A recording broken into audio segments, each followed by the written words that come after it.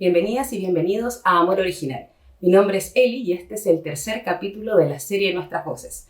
Me siento muy honrada de que me hayan invitado a participar en esta serie, donde van a recoger un poquito de lo que hay detrás de nuestras vidas y de nuestras interpretaciones sobre el mundo y sobre Dios y sobre el cristianismo, etc.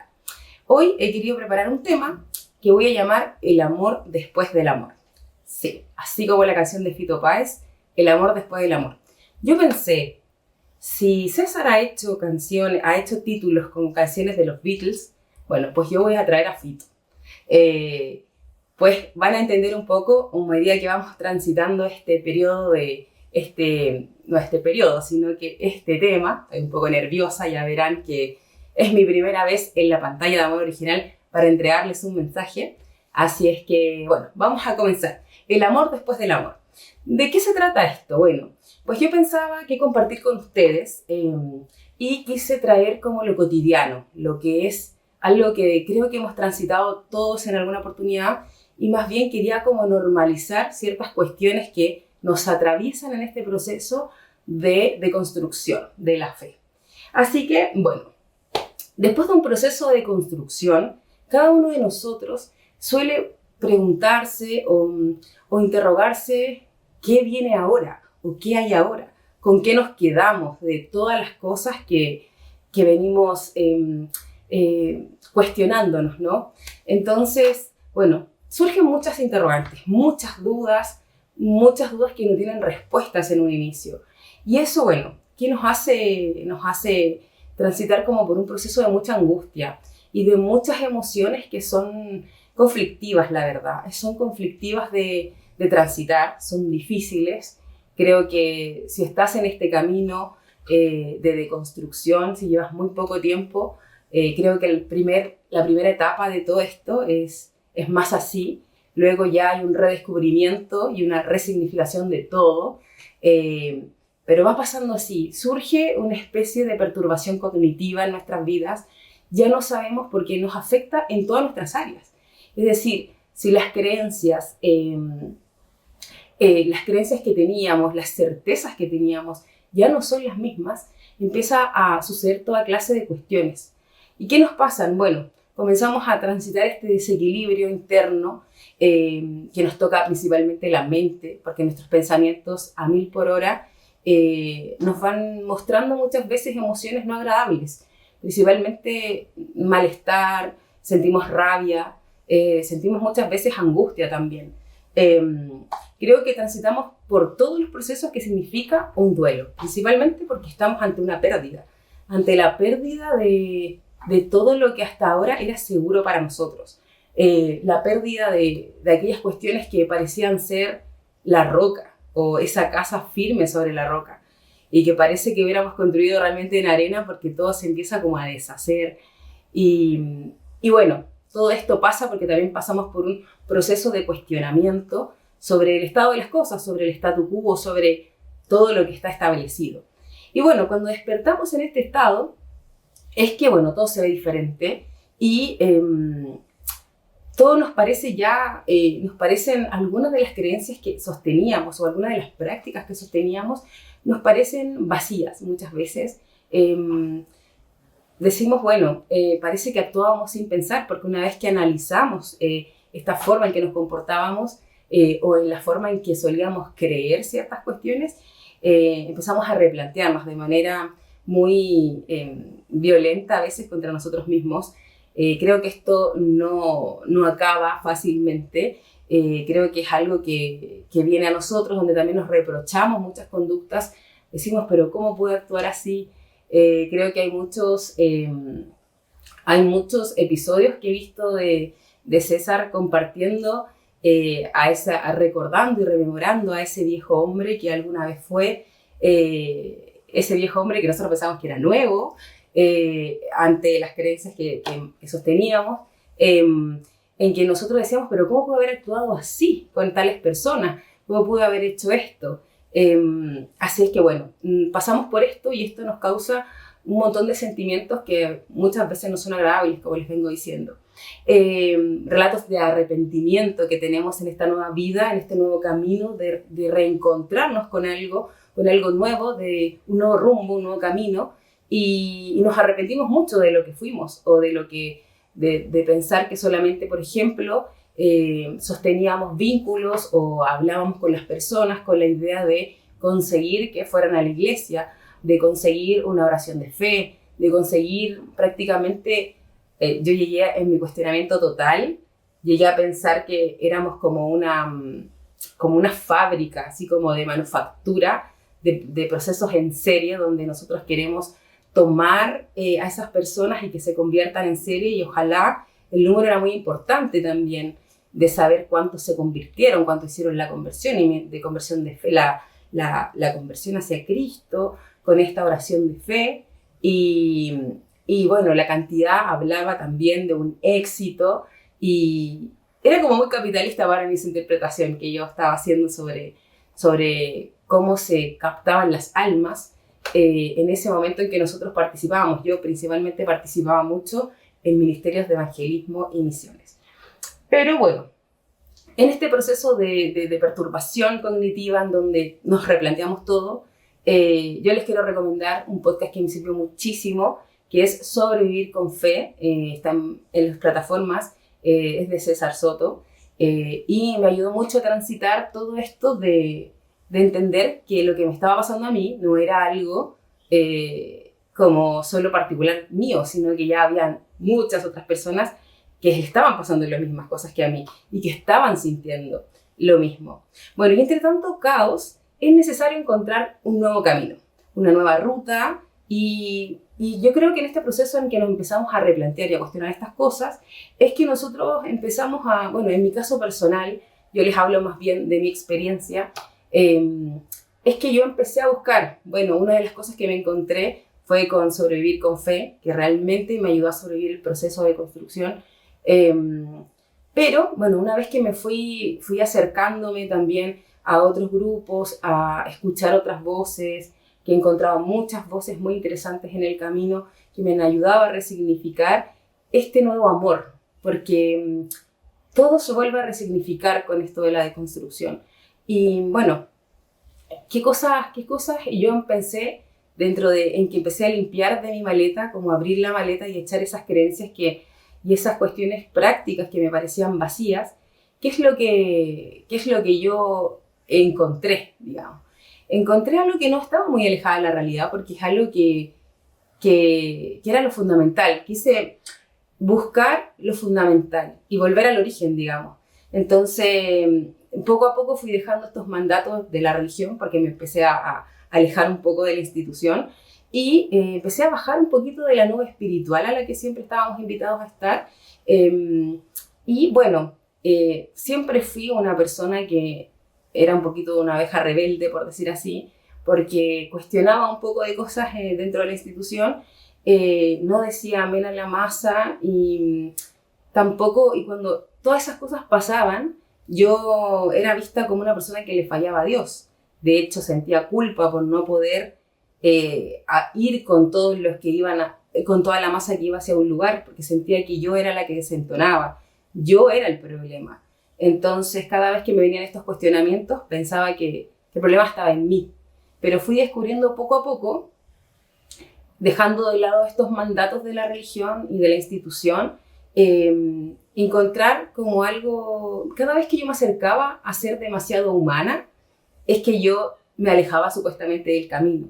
Pero fue justamente cuando me bajé de esa nube espiritual y dejé de decir amén a la masa, es que yo me encontré con esto que es lo fundamental para mí, que es como esta parte de volver al origen, y es lo que quiero compartir con ustedes, y por qué es el amor después del amor, que tiene que ver con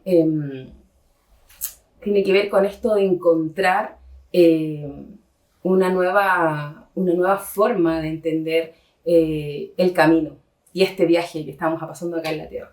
Bueno, como yo les decía, siempre creo que fui un poquito una abeja rebelde.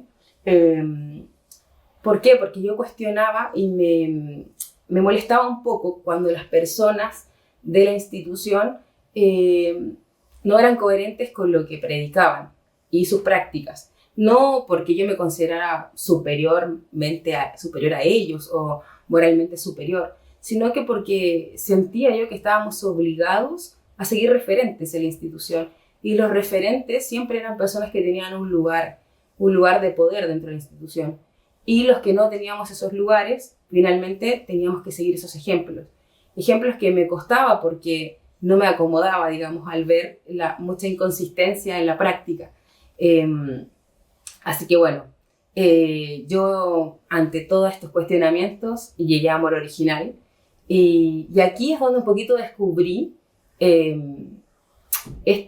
volví como al origen y descubrí en esto lo humano, que es lo más rico que me ha entregado Amor Original, en entregarme esto de entender que somos seres humanos y que todos somos seres humanos, que es algo que parece como fácil de decir, pero claro que somos todos humanos, pero me parecía que cuando yo estaba dentro de la institución,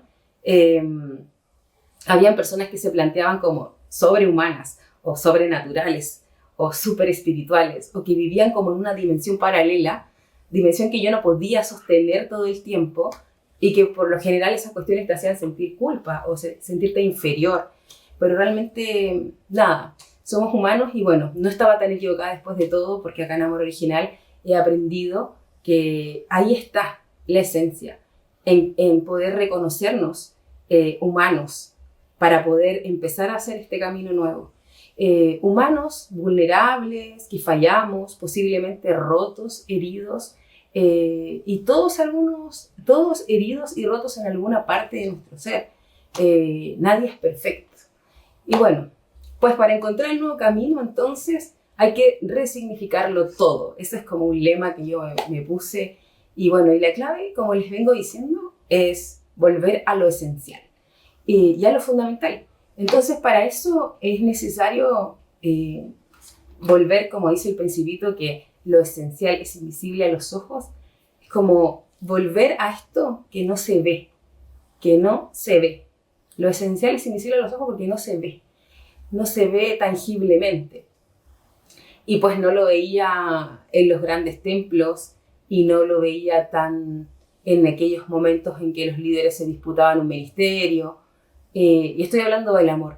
El amor es el fundamento, es la esencia. Y encontré la esencia, esa es la esencia de Jesús, el amor. Y en sus palabras algo que es mucho más sencillo, pero también muy desafiante, ¿sí? El amor, que es la piedra como angular de todo lo que es caminar el Evangelio, de todo lo que es caminar una vida con Jesús, es tremendamente sencillo, pero también tremendamente desafiante. ¿Por qué? Porque, bueno, yo acá en Amor Original lo he entendido, porque al entender que el amor es lo fundamental, pero lo tenemos que pasar por un proceso en que somos tremendamente humanos y en esta humanidad imperfecta, llevar a cabo esto de amar a otros es un desafío, Y bueno, como les vengo diciendo, bueno, encontramos esta esencia en Jesús y en su discurso del amor.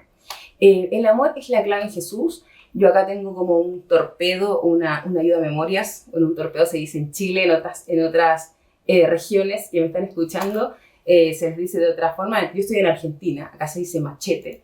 He ido aprendiendo cosas porque yo soy chilena, residente en Mar del Plata, Argentina. Así que ahí voy llevando, de repente si se me sale un argentinismo, ustedes comprenderán, chilenos que escuchan este programa, que hay chilenos que solamente van por el fin de semana a Mendoza y llegan hablando che.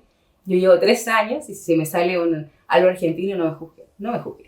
Bueno, yo encontré Jesús, el amor, y bueno, acá tengo una cita bíblica en una pantalla que la voy a leer, en Mateo 22, 36 al 40.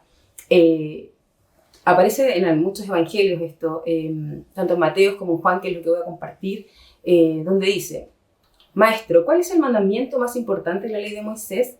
Jesús contestó: ama al Señor tu Dios con todo tu corazón, con toda tu alma y con toda tu mente. Este es el primer mandamiento y el más importante. Pero hay uno segundo. que es igualmente importante. Ama a tu prójimo como a ti mismo.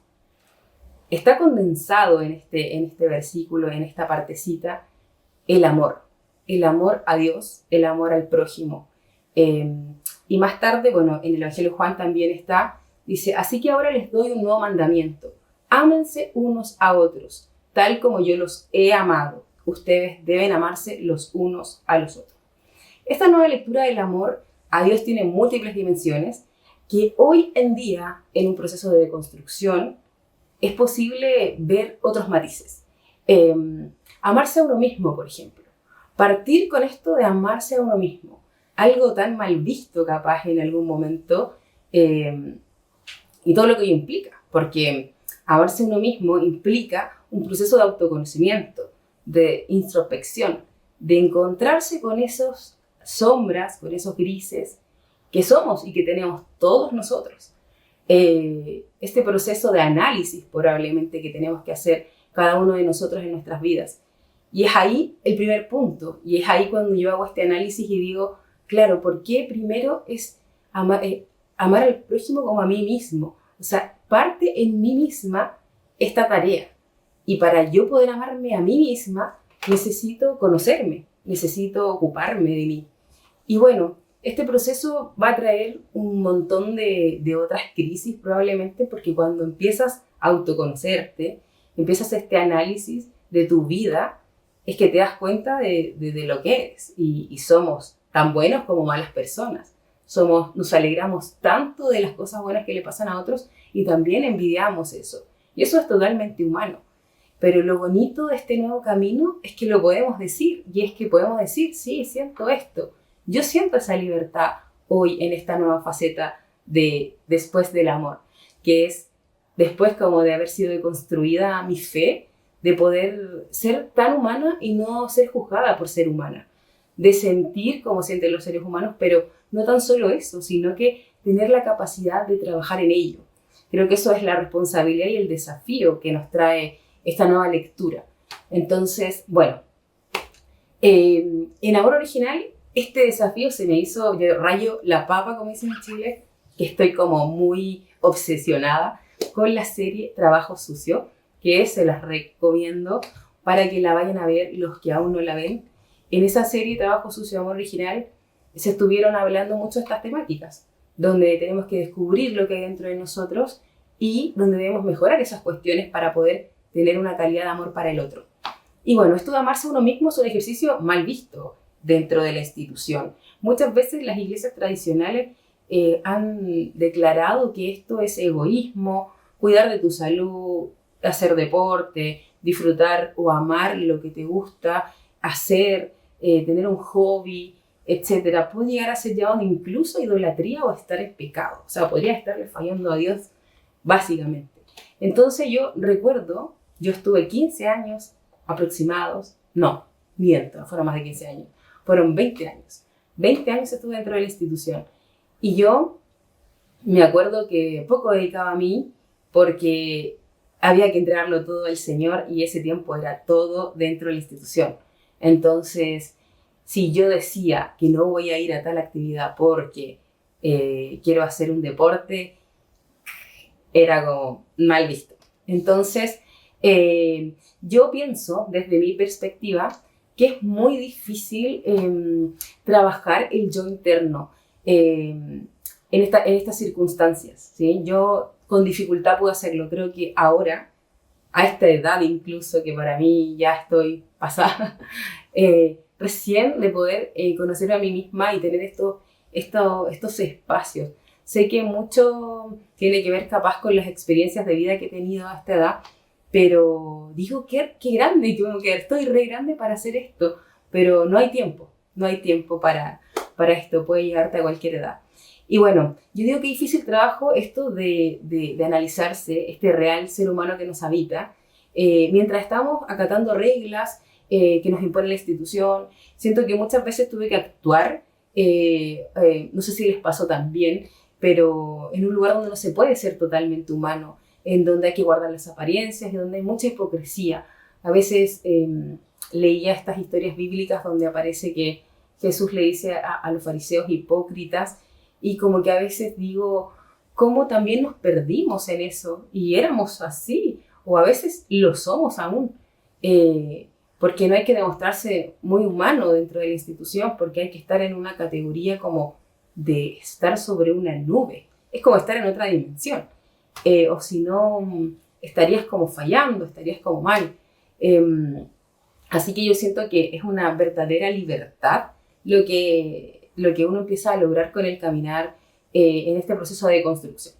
Bueno, de alguna manera creo que esto de, de no poder visualizar este yo, de poder darse ese tiempo para conocerse a uno mismo y amarse y tal vez sanarse de muchas cosas traumas o cuestiones que te tocó vivir, uno calla la voz interna para escuchar las de afuera. O sea, es literal que en muchas iglesias pasa esto de tener que callar tu voz interna, tu propio yo, para poder escuchar y capaz vivir en las expectativas de otras personas.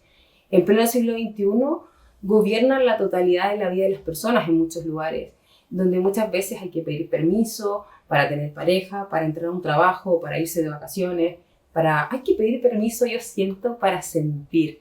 Esto me recuerda una anécdota de mi vida.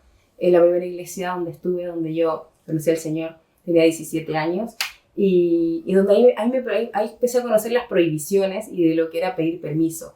Me acuerdo que estaba conociendo a Rodrigo, mi actual esposo, él me invitaba a hacer unos estudios bíblicos que estaban fuera de esa iglesia porque eran como de un instituto bíblico. Y bueno, yo le pedí permiso a mis autoridades y ellos me dijeron que de ninguna manera yo podía ir a estudiar la Biblia a otro lugar y menos con este chico que era como mal visto, ¿sí? Ellos querían alejarme de él a toda costa y por supuesto que yo no estudiara la Biblia porque me podían llevar por una mala doctrina. Cosas que yo no entendía en ese momento eran chino, mandarín, porque yo era una chica de 17 años que estaba recién llegando a la iglesia, no conocía nada. De hecho, fui yo la encargada de llevar a toda mi familia a la iglesia porque yo no nací en un hogar cristiano, sino que yo llegué a esa edad y después me quise llevar a todos al buen camino. Bueno, ¿y qué pasó? Este chico era una mala influencia para mí y bueno, ¿quién diría que hoy en día ese chico es mi esposo y que llevamos 20 años juntos? Pero la bolita de cristal de ellos les decía que yo debía alejarme de él porque él era una mala persona, era una persona que no tenía la altura espiritual que yo merecía. Yo también lo creía en alguna manera porque él tenía una forma de vivir su fe de manera muy racional y yo, por el contrario, de una manera muy emocional. Entonces, yo también creía lo que me decían en ese momento. De hecho, creo que lo creí hasta hace poco, cuando empecé a deconstruirme. Pero a veces me pregunto, yo igual no fui obediente, fui rebelde en ese momento, porque fui y me escapé a esos estudios bíblicos, donde aprendía mucho más que en el lugar donde estaba, donde no se sabía mucho de teología. Estaban en plena tema de visión celular, donde había líderes y padres espirituales donde ellos te tomaban como hijos y tú tenías que obedecer en todo.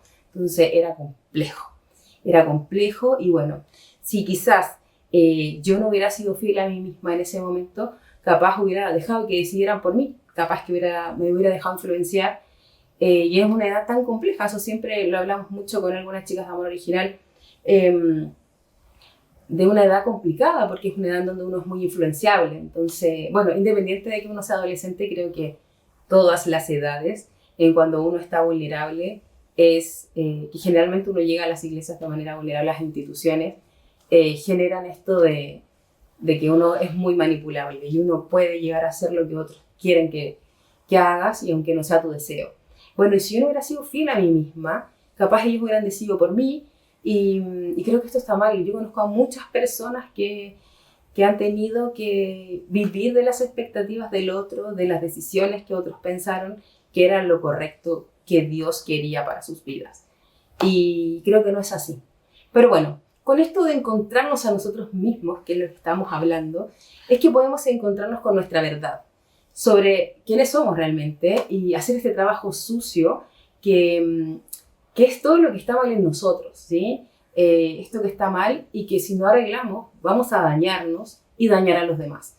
Por eso me parece súper importante que encontrarnos con nosotros mismos sea el primer paso, porque una vez que podemos sanarnos, conocernos y conocer esas luces y sombras, es que nosotros podemos estar en condiciones de amar a un otro, de amar a este otro, a este prójimo que nos invita a amar Jesús, a ese prójimo que Jesús se la jugó, digamos, por los marginados. La mayor parte de los relatos del Nuevo Testamento hablan de personajes que tienen que ver con ayudar y con haber estado con estos más necesitados, los leprosos, personas que estaban marginadas de la sociedad, hablar de las prostitutas. Entonces Jesús es un ejemplo de amor y de compasión a los otros, al amor a los otros. Y se la jugó por los marginados. Y es una jugada que yo admiro muchísimo y que también he decidido tomar en la tierra. Creo que una de las cosas que me motivó a seguir a Jesús desde que tengo 17 años es esto. Es que Él siempre estuvo con los marginados.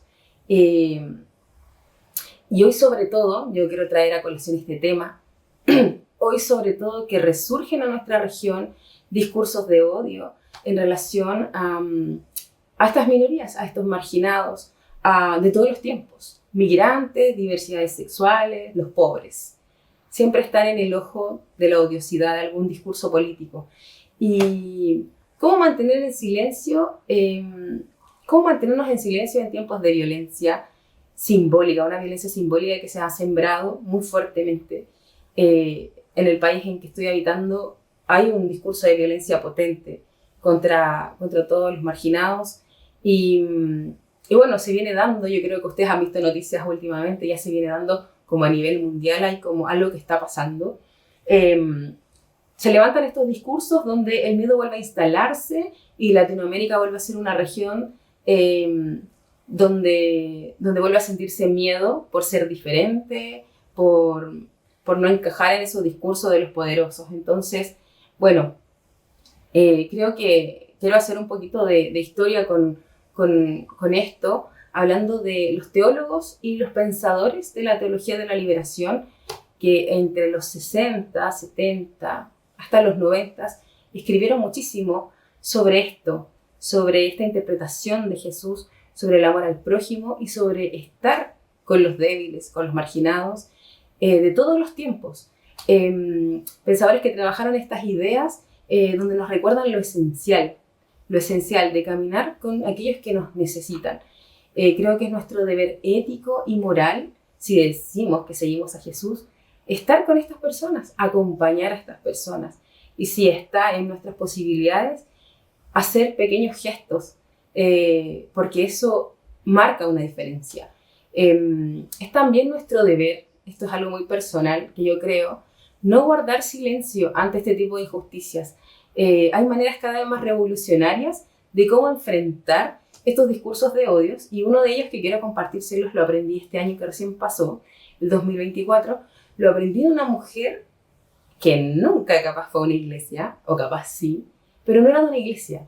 Lo fui a una práctica sociocomunitaria de diversidades sexuales en la Facultad de Psicología, y ahí conocí en un taller a una mujer lesbiana que es activista del movimiento LGTBI, y ella tiene más de 50 años, una persona que ha sufrido violencia en todos los tipos durante toda su vida, una persona que creo que capaz si estuviese en su lugar debería estar llena de odio, debería estar llena de resentimiento, pero esa mujer me contaba y nos contaba en el taller, donde nos hizo hacer una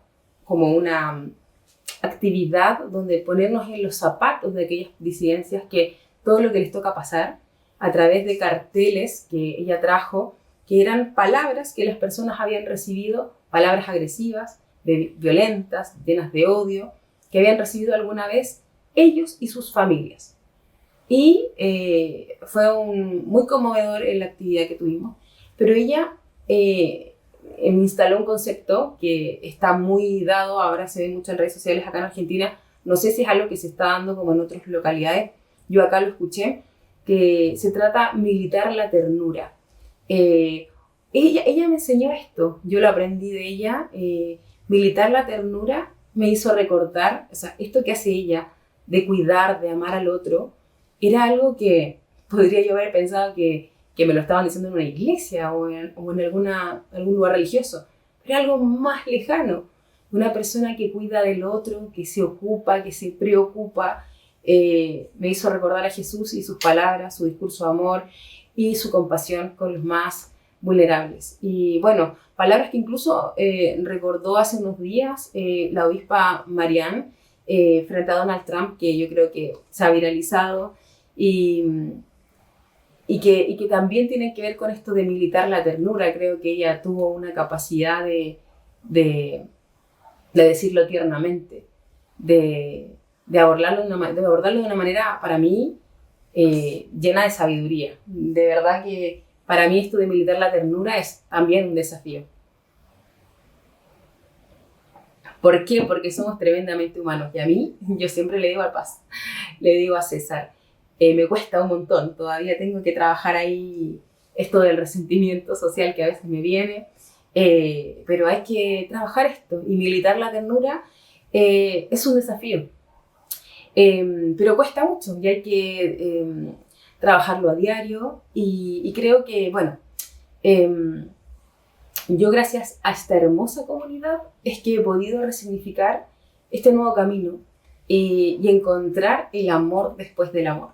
Cuando me convertí al Señor, como se dice evangélicamente, a los 16, 17 años, pensé que eso lo era todo. O sea, que ahí había empezado realmente la vida. Es lo que nos habían dicho, ¿no? Y es lo que se sentía también de conocer esta nueva vida que uno podía vivir en Cristo. Pero siento que hoy, realmente después de este proceso de construcción, lo he entendido todo. He entendido todo realmente porque todo se ha vuelto más sencillo, pero también más desafiante. Que todo esto que podamos aceptarnos como humanos en nuestra vulnerabilidad, que podamos aceptar que somos imperfectos, que no necesitamos estas caretas espirituales, también tienen el desafío de que nos podamos hacer cargo y esta responsabilidad de poder hacerse cargo de aquellas cosas que nos dañan y dañan a otros. Entonces también es un desafío. Es muy desafiante. Como les digo, yo no creo ya en las caretas espirituales. Lo que hacemos y cómo tratamos a las personas dice mucho más de lo que impactó Jesús nuestra vida que un montón de títulos dentro de un ministerio para mí.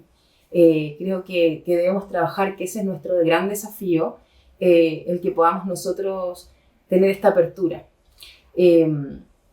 Así que bueno, básicamente es un poco esto lo que les quería contar.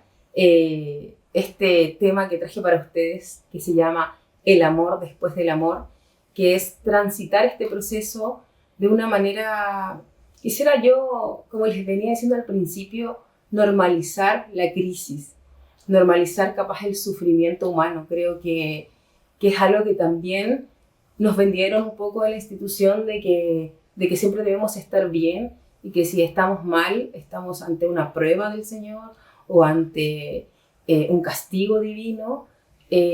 Últimamente he estado leyendo algunas corrientes del área de la psicología, que es lo que estudio, y he cambiado mucho la perspectiva sobre el sufrimiento humano porque he podido entender tanto con esto de las terapias psicológicas como con lo que he aprendido en Amor Original y en lo que hemos visto transitar. El sufrimiento humano es parte de lo que somos, es lo cotidiano, es lo que estamos, es lo que estamos día a día, cada uno de nosotros. La felicidad parece que fuese más bien la excepción, no el sufrimiento y el dolor. Y esto yo lo pensaba por lo que hemos estado viviendo, todas las pérdidas que hubo este último tiempo en las familias de Amor Original, tanto algunas madres, esposas, hermanos, esposos, partieron y eso, la pérdida es un tremendo sufrimiento humano y es parte de, y es algo con lo que también tenemos que aprender a vivir, porque es parte de nuestra humanidad el sufrimiento. Entonces, nada, normalizar eso. Creo que por ahí las redes y este consumo barato de la felicidad nos dice que debemos estar siempre felices, siempre alegres, siempre en un estado de éxtasis. Y no es así, no es así. Hay que normalizar también esto y en esta idea de que el sufrimiento humano es algo tan normal y tan habitual en nuestra vida, es que hoy más que nunca te hago el llamado a que estemos presentes y que aprendamos esto tan lindo que yo he aprendido en Amor Original, que es acompañarnos, estar presentes. A veces ni siquiera decir mucho, pero estar ahí, porque a veces no sabemos qué decir, pero decir estoy aquí si necesitas conversar, si necesitas charlar, eso es muy lindo y tiene que ver también con esta nueva resignificación del amor, de estar para otro, dedicar ese tiempo para otro. Y bueno, hoy quiero decirte que si estás transitando en una parte difícil de este proceso de construcción o de esta nueva forma de entender tu fe, si te sientes angustiada, angustiado, somos muchos transitamos por ese camino. Somos miles, diría yo. No estás solo, no estás sola. Busca ayuda y acá en Amor Original hay un grupo hermoso que también puede acompañarte. Es un lugar muy humano con todo lo que ello implica. Somos tan imperfectos, vulnerables, pero también tenemos esta idea de acompañar, de amarnos y de vivir en comunidad. Aunque es una cosa virtual, estamos ahí para el que necesita.